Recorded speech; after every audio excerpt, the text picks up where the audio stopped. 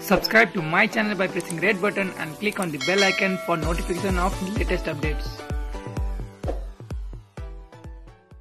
पहाड फुटाएर ढुङ्गा गिट्टी बालुवा भारत बेच्ने सरकारको निर्णयमा सर्वोच्च अदालतले अंकुश लगाएको छ। दीर्घकालीन असर गर्ने विषय अध्यादेशबाट ल्याइनु विधायकीको अधिकारमाथि हस्तक्षेप हुन जाने जनाएको हो। दूरगामी असर पार्ने प्राकृतिक स्रोत साधन जस्तो दीर्घकालीन महत्त्वको विषयमा अध्यादेशबाट उक्त कार्य गरिँदा विधायकीको अधिकार र प्रभावकारितामा हस्तक्षेप हुन जाने सन्दर्भ तथा सुविधा सन्तुलनका दृष्टिले अहिले नै उक्त बुँदा नम्बर 179 कार्यान्वयन गरिनु उपयुक्त देखिएन। तसर्थ अब 2078-79 को आय व्ययको सार्वजनिक जानकारी वक्तव्यको बुँदा नम्बर 179 को व्यवस्था प्रस्तुत रिट निवेदकको अन्तिम किनारा नलागेसम्म कार्यान्वयन नगर्नु नगराउनु यथास्थितिमा राख्नु भनेर आदेश दिएको छ। चुरे सहितका पहाड फुटाएर ढुङ्गा गिट्टी भारत निर्यात गर्ने सरकारी निर्णयमा पनि सर्वोच्च अदालतले रोक लगाएको छ। शुक्रबार बसेको संवैधानिक इजलासले निर्णय तत्काल कार्यान्वयन नगर्न अन्तरिम आदेश दिएको छ। संसदबाट ऐन नबनेको स्थितिमा दीर्घकालीन असर गर्ने विषय अध्यादेशबाट ल्याइनु विधायकीको अधिकारमाथि हस्तक्षेप हुने पनि सर्वोच्चले दोहोर्याएको छ। यसअघि नागरिकता सम्बन्धी विधेयक अध्यादेश विरुद्ध परेको मुद्दामा पनि सर्वोच्चको यही ठहर थियो। दूरगामी असर पार्ने प्राकृतिक स्रोत साधन जस्तो दीर्घकालीन महत्त्वको विषयमा अध्यादेशबाट उक्त कार्य गरिँदा विधायकीको अधिकार र प्रभावकारितामा हस्तक्षेप हुन जाने सन्दर्भ तथा सुविधा सन्तुलनका दृष्टिले अहिले नै उक्त बुँदा नम्बर 179 कार्यान्वयन गरिनु उपयुक्त देखिएन। तसर्थ अब 2078-79 को आय व्ययको सार्वजनिक जानकारी वक्तव्यको बुँदा नम्बर 179 को व्यवस्था प्रस्तुत रिट निवेदकको अन्तिम किनारा नलागेसम्म कार्यान्वयन नगर्नु नगराउनु यथास्थितिमा राख्नु सर्वोच्चको आदेशमा भनिएको छ। सरकारले गत 15 जेठमा अध्यादेश मार्फत ल्याएको आर्थिक वर्ष 2078-79 को बजेटमा चुरे सहितका पहाडबाट खानीजन्य पदार्थ उत्खनन गरी निर्यात गर्ने उल्लेख थियो। अध्यादेशको बुँदा नम्बर 179 मा अर्थमन्त्री विष्णु पौडेलले भनेका थिए, वातावरणीय प्रभाव मूल्याङ्कनको आधारमा खानीजन्य ढुङ्गा गिट्टी बालुवा निकासी गरी व्यापार घाट न्यूनीकरण गरिनेछ। निकासी गरिने खानीजन्य निर्माण सामग्रीको बहिर्गमनका लागि उद्योगदेखि निकासी बिन्दुसम्म रेलवे निर्माण गर्न आयातमा लाग्ने भन्सार महसुलमा छुट दिने व्यवस्था मिलाएको छु। यही बुँदाले प्राकृतिक विपत्ति निम्त्याउनुका साथै पर्यावरणमालाई दीर्घकालीन असर गर्ने भन्दै अधिवक्ता शैलेन्द्र प्रसाद अम्डे डमरकर सहितले 24 जेठमा रिट दायर गरेका थिए। यसैमाथि प्रारम्भिक सुनवाई गर्दै प्रधान न्यायाधीश चोरेन्द्र शमशेर जबरा नेतृत्वमा न्यायाधीशहरू दीपक कुमार कार्की, मीरा खड्का, हरिकृष्ण कार्की र विशम्भर श्रेष्ठको इजलास 7 दिनभित्र सरकारलाई लिखित जवाफ पेश गर्न पनि भनेको छ। खानी तथा भूगर्भ विभागले पूर्वको मोरङदेखि पश्चिम डडेलधुरासम्मका 14 जिल्लाका 92 स्थानमा खानी पहिचान गरेको थियो। ती स्थानमा उत्खनन गरेर गिट्टी ढुङ्गा भारतमा बेच्ने सरकारको योजना छ। सर्वोच्च अदालतले प्राकृतिक स्रोत साधनमा स्थायी सार्वभौम अधिकार जस्तो निर्माण आत्मनिर्णयको अधिकार राष्ट्रमा हुने र त्यसको उपयोगको विषयमा सार्वभौम संसदद्वारा ऐन नबनेको स्थितिमा अध्यादेशबाट ल्याउन नमिल्ने आदेश गरेको छ।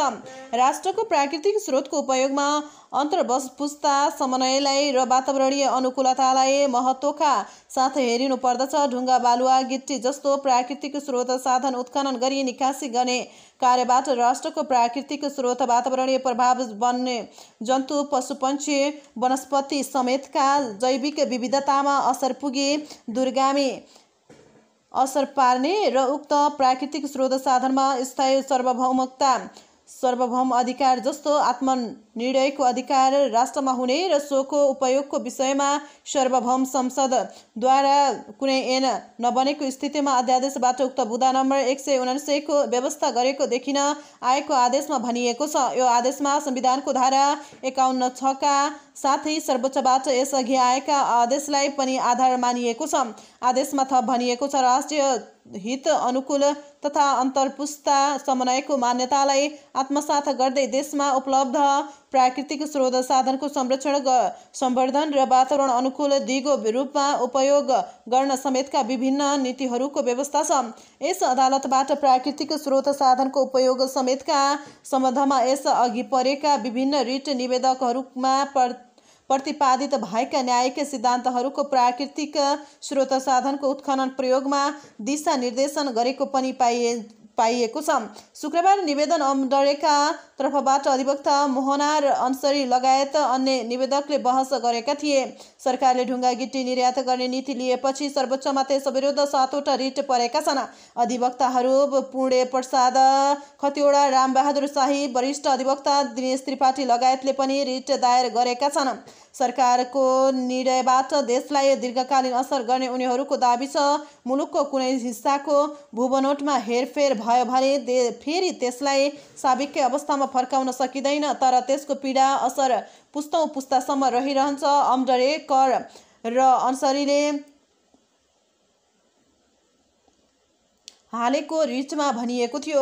उनीहरूले बजेटको बुँदा नम्बर 179 को बदरको साथै तत्काल उक्त बुँदा कार्यान्वयन नगर्न नगराउन अन्तरिम आदेश माग गरेका थिए। त्यस्तै नेपाल पक्ष भएको महासन्धि र सर्वोच्चबाट भएका आदेश विपरीत सरकारको नीति रहेकाले पनि खारेजीको माग गरिएको थियो। एकातिर सरकारले चुरे तथा वातावरण संरक्षणका नाममा अरबौं खर्च गरेको र अर्कोतिर निर्यातको नीति ल्याउनु गलत भएको उनीहरूको तर्क छ।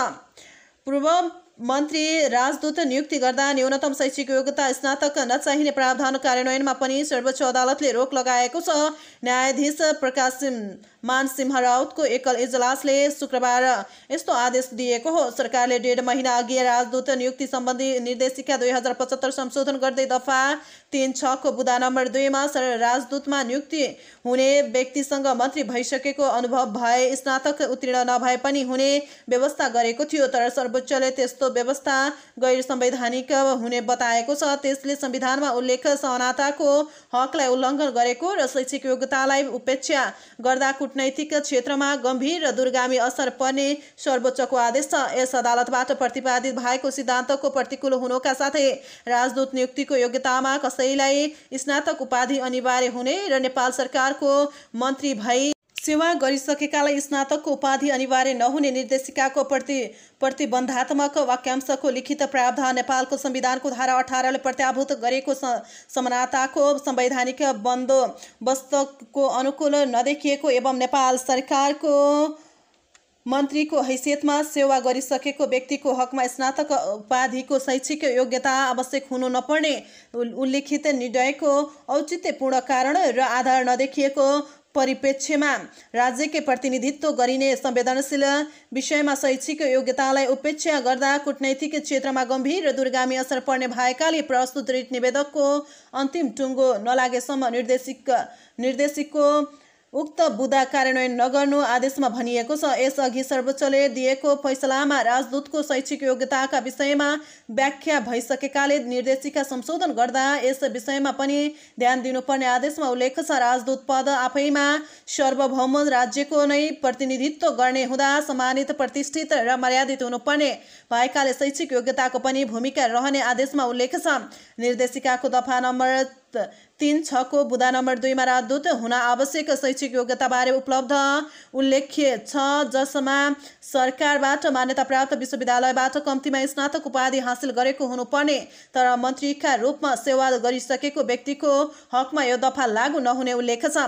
यही प्रतिबन्धात्मक वाक्यांश तथा यससँग सम्बन्धित निर्णय कार्यान्वयन नगर्न नगराउन सर्वोच्चले आदेश दिएको हो। त्यसविरुद्ध अधिवक्ता अनुराग सुवेदीले 2 असारमा रिट दर्ता गराएका थिए। शुक्रबार प्रारम्भिक सुनवाईका क्रममा सुवेदी सहित प्रवीण सुवेदी, दिनेश पौडेल र सुभाष पाठकले बहस गरेका थिए।